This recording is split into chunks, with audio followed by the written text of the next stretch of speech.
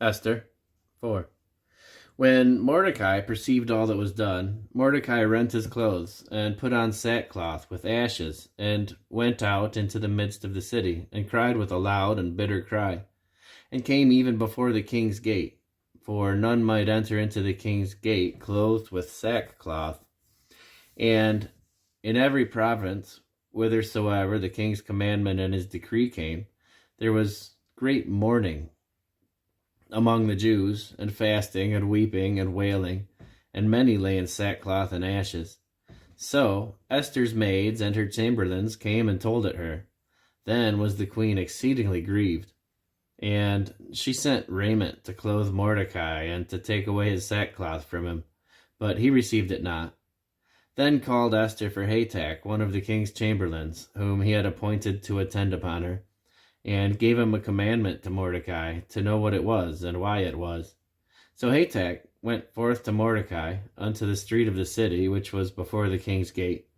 And Mordecai told him of all that had happened unto him, and of the sum of the money that Haman had promised to pay the king's treasuries for the Jews, to destroy them.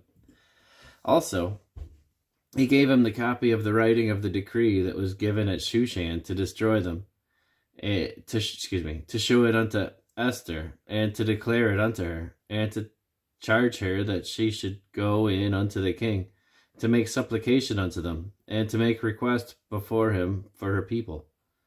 And Hatach came and told Esther the words of Mordecai.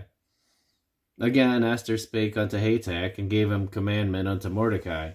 All the king's servants and the people of the king's provinces do know, that whosoever, whether man or woman, shall come unto the king into the inner court, who is not called, there is one law of his to put him to death, except such to whom the king shall hold out the golden scepter, that he may live.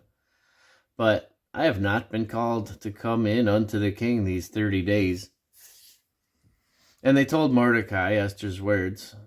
Then Mordecai commanded to answer Esther, Think not with thyself that thou shalt escape in the king's house more than all the Jews.